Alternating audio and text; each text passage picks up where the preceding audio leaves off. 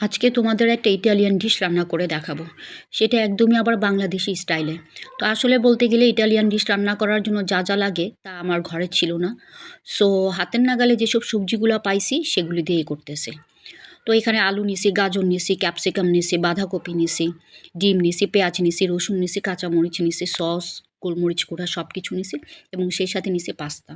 তো বুঝতেই তো পারতেছো একদম বাংলাদেশি স্টাইলে আজকে পাস্তা রান্না করব। কারণ আমার বাসায় মায়োনেজও নেই, পনিরও নাই। তো যাই হোক চলো রান্নাটা একটু শুরু করি। আমি আবার অত ভালো রান্না করতে পারি না। তো এই কড়াইয়ের মধ্যে তেল দিয়ে যে রসুনগুলি আমি আধা ছাঁচা করে রাখছিলাম সেগুলি একটু ভাইজা নিব যেন না পুড়ে। এই অবস্থার মধ্যে টমেটো দিয়ে দিব, কাঁচামরিচ দিয়ে দিব, একটু সস দিয়ে দিব। তো এখানে আবার আলুগুলি দিয়ে দিলাম যেন আলুগুলো ভালোভাবে সিদ্ধ হয়, এই কারণে একটু নাড়াচাড়া করে দিলাম যেন আলুগুলো ভালোভাবে সিদ্ধ হয়ে যায়। কারণ আলু সিদ্ধ হওয়াটা কিন্তু অনেক বড় একটা ব্যাপার। তো এখানে যে পাস্তাগুলি সিদ্ধ করে রাখছিলাম সেগুলো আমি দিয়ে দিলাম। কারণ হচ্ছে এটা যে একটু লাল লাল যেন হয় এবং আলুর সাথে না, মানে এই যে টমেটোর সসটা যে আমি বানাইলাম রসুনটা দিয়ে সস দিয়ে, তো এটার সাথে যেন এটা ভালোভাবে মিক্সড হয়ে যায়।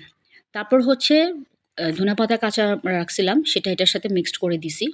এখন ২ টা ডিম একটা কড়াই দিয়ে আমি একটু তৈরি করে নিলাম। এরপর আরেকটা কড়াই দিয়ে দিছি আমি বাঁধাকপি, গাজর, তারপরে হচ্ছে পেঁয়াজ, এগুলি সব কিছু আমি দিয়ে দিছি।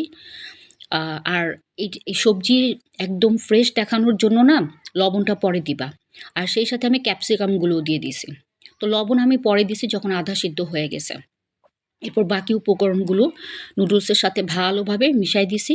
এই যে দেখো আমার ইটালিয়ান ডিশ হয়ে গেছে একদম বাংলাদেশি স্টাইলে। তো আচ্ছা খেয়ে নিই, দাঁড়াও।